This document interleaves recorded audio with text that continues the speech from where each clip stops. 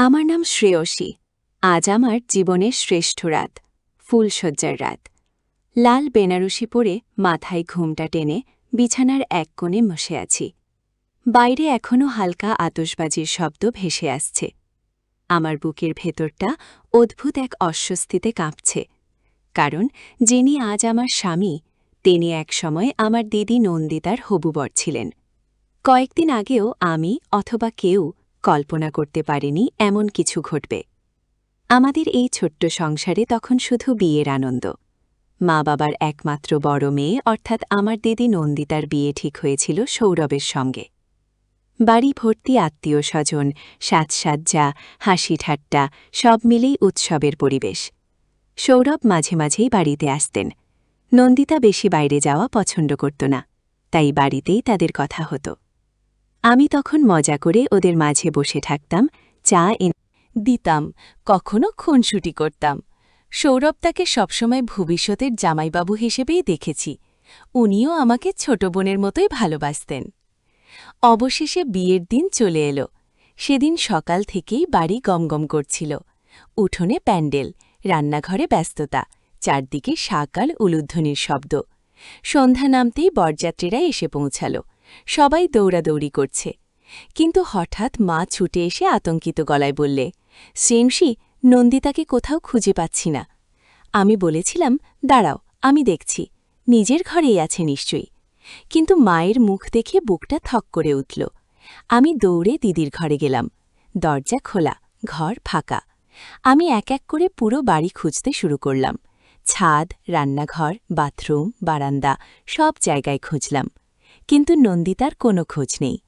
দিদির বন্ধুদেরও ফোন করলাম, না, কোথাও নেই। আমার হাত পা ঠান্ডা হয়ে আসছিল। হতাশ হয়ে দিদির ঘরে ফিরে এলাম। বিছানায় বসতেই বালিশের নিচে একটা ভাঁজ করা কাগজ চোখে পড়ল। কাঁপা হাতে কাগজটা খুললাম। প্রথম লাইন পড়তেই মাথার ভেতর যেন বজ্রপাত হল, মা বাবা, আমাকে ক্ষমা করে দিও। ঠিক তখনই মা বাবা ঘরে ঢুকলেন। আমার মুখের অবস্থা দেখে বাবা কাগজটা কেড়ে নিলেন। তারপর পড়তে শুরু করলেন। দিদি লিখেছিল সে 5 বছর ধরে অন্য একজনকে ভালোবাসে। ভয়ে কাউকে কিছু বলতে পারেনি। এই বিয়ে সে করতে পারবে না, তাই সে নিজের ভালোবাসার মানুষের সঙ্গে চলে যাচ্ছে। চিঠির শেষে শুধু একটা লাইন ছিল, আমাকে খোঁজার চেষ্টা করো না। বাবার হাত কাঁপছিল। মা মেঝেতে বসে কান্না করছিলেন, আর বাইরে তখনও সানাই বাজছে। কেউ জানেই না এই বাড়ির ভেতরে সবকিছু মুহূর্তে ভেঙে চুরমার হয়ে গেছে। বাবার চোখ দুটো দুঃখে রাগে লাল হয়ে উঠেছিল। মায়ের চোখ বেয়ে শুধু জল গড়িয়ে পড়ছিল। ঘরের ভিতর এমন এক চাপা আতঙ্ক ছড়িয়েছিল যে আমার নিজের হাত পাও কাঁপছিল। বাবা হঠাৎ গর্জে উঠলেন, আজ থেকে নন্দিতা আমাদের কাছে মৃত। এই বাড়িতে সে আর কোনোদিন ফিরবে না। তারপর তিনি ধীরে ধীরে আমার দিকে তাকালেন। সেই দৃষ্টিতে রাগের চেয়েও বেশি ছিল অসহায়তা। শ্রেয়সী, বাবা কাঁপা গলায় বললেন, তুই কি আমাদের সম্মানটা বাঁচাতে পারবে? এই বিয়েটা করতে পারবে? আমি যেন ঝুমে গেলাম। কিন্তু বাবা, উনি তো আমার জিজু হওয়ার কথা ছিল।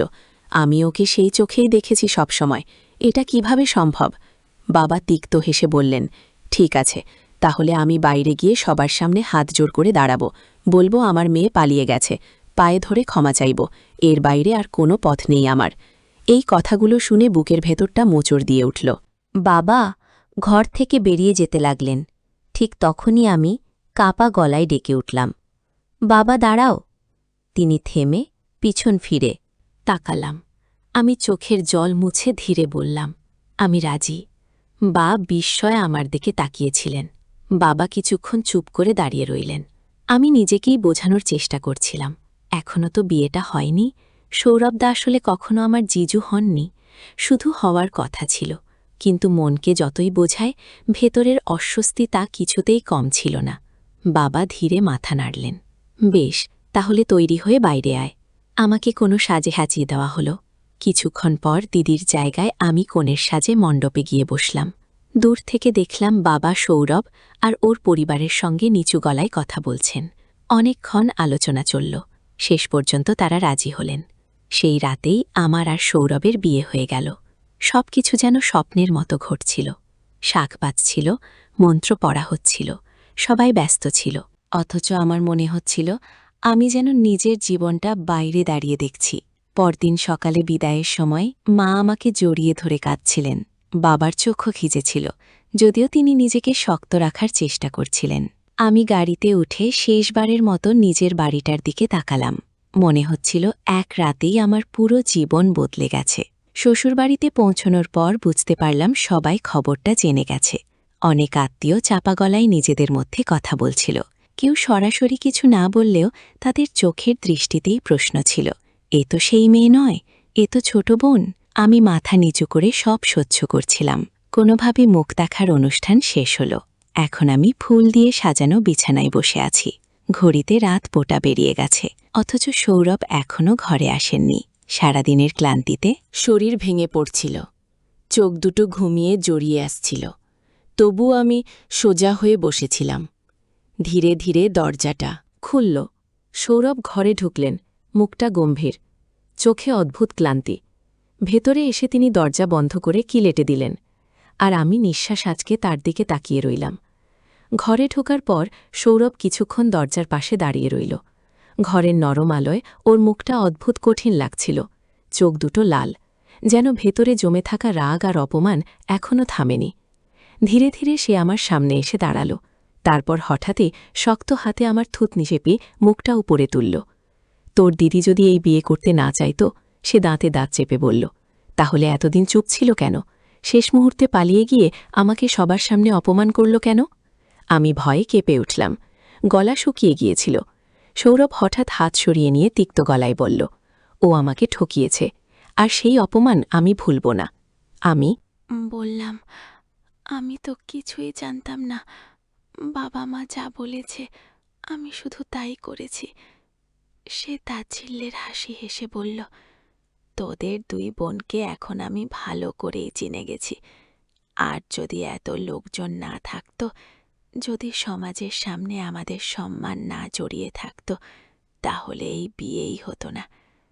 তার গলায় মদের গন্ধ স্পষ্ট ছিল, বোঝাই যাচ্ছিল সে প্রচণ্ড উত্তেজিত আর মানসিকভাবে ভেঙে পড়েছে। আমি মাথা নিচু করে চুপচাপ কাঁদছিলাম। ভয় আর অস্বস্তিতে শরীর জমে যাচ্ছিল। সৌরভের আচরণ ক্রমশ রুক্ষ হয়ে উঠছিল। সে নিজের রাগ, অপমান আর হতাশা আমার ওপর উগরে দিচ্ছিল। একসময় পরিস্থিতি এতটাই অসহনীয় হয়ে উঠল যে আমি নিজেকে সম্পূর্ণ অসহায় মনে করতে লাগলাম। আমি বারবার থামতে বলছিলাম, কিন্তু সে তখন নিজের ক্ষোভের ভেতর ডুবেছিল। হঠাৎই সবকিছু বদলে গেল। অতিরিক্ত মদের নেশায় সৌরভ হঠাৎ ভারসাম্য হারিয়ে বিছানার ওপর ঢলে পড়ল। কয়েক মুহূর্তের মধ্যেই সে গভীর ঘুমে অচেতন হয়ে গেল। ঘরটা নিস্তব্ধ হয়ে গেল। আমি বিছানার এক কোণ অসহায়ভাবে পড়েছিলাম। শরীর ব্যথায় অবশ হয়ে যাচ্ছিল। চোখের জল থামছিল না। কাঁপতে কাঁপতে কোনো মতে একটা চাদর টেনে নিজেকে ঢাকার চেষ্টা করলাম। সেই দীর্ঘ রাতটা আমার কাছে যেন শেষ হচ্ছিল না। বারবার মনে হচ্ছিল, এ কি সত্যিই আমার ফুলশয্যার রাত? জীবনের যে রাত নিয়ে মেয়েরা কত স্বপ্ন দেখে, সেই রাতটাই আমার কাছে দুঃস্বপ্ন হয়ে উঠল। ভোরের আলো ফুটতে শুরু করলে সৌরভ ধীরে ধীরে ঘুম থেকে উঠল। চোখ মেলে চারপাশে তাকিয়ে হঠাৎই সে থমকে গেল। আমার অবস্থা দেখে ওর মুখের রং বদলে গেল। আগের সেই রাগ যেন মুহূর্তে কোথাও হারিয়ে গেল। সে তাড়াতাড়ি বিছানার চাদর তুলে আমার গায়ে জড়িয়ে দিল।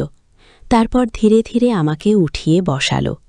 ওর চোখে তখন প্রথমবারের মতো ছায়ার বদলে অপরাধবোধের ছায়া দেখল। সৌরভ ধীরে ধীরে আমার পেছনে এসে বসেছিল।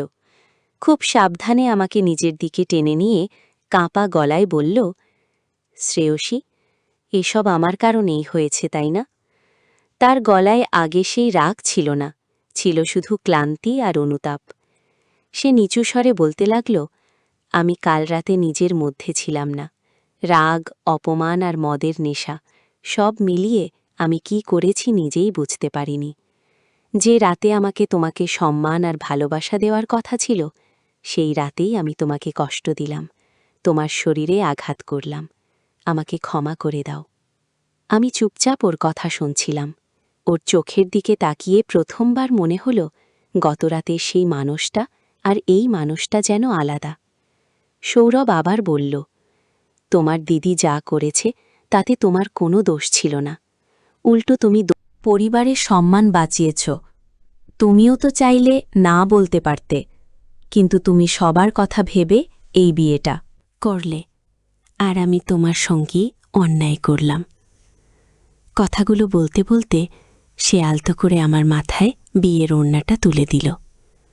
তারপর খেয়াল করল ঠোঁটের পাশে কেটে রক্ত শুকিয়ে আছে। সে তাড়াতাড়ি ওষুধ এনে খুব যত্ন করে লাগাতে লাগল। তার চোখে তখন স্পষ্ট অনুশোচনা।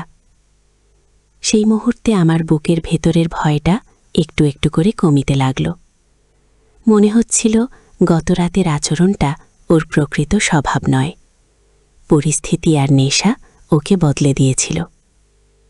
সৌরভ ধীরে ধীরে আমার শরীরের আঘাতের দাগগুলোতে ওষুধ লাগাচ্ছিল।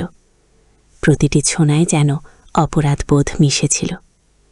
তারপর আমাকে নিজের বুকে টেনে নিয়ে শান্ত গলায় বলল, আর ভয় পেও না, এখন থেকে আমি আছি তোমার পাশে। তুমি আমার স্ত্রী, তোমার সব কষ্টের দায়িত্ব আজ থেকে আমার। আমি নিঃশব্দে ওর বুকে মাথা রেখে রইলাম। ঘরের জানালা দিয়ে সকালের আলো ভেতরে ঢুকছিল। রাতের অন্ধকার আর আতঙ্ক যেন ধীরে ধীরে সরে যাচ্ছিল। সৌরভ আমার ছড়িয়ে থাকা কাপড়গুলো তুলে এনে যত্ন করে পাশে রাখল। তারপর মৃদু হেসে বলল, তোমাকে খুব সুন্দর লাগছে শ্রেয়সী। লজ্জায় আমি চোখ নামিয়ে ফেললাম। সেই প্রথমবার বিয়ের পর আমি ওর কণ্ঠে কোমলতা অনুভব করলাম। তারপর সে আমাকে আলতো করে জড়িয়ে ধরল, আর দীর্ঘ অস্থিরতার পর আমি ধীরে ধীরে এক অদ্ভুত শান্তির ভেতর চোখ বন্ধ করে তার হাতে নিজেকে সঁপে দিলাম।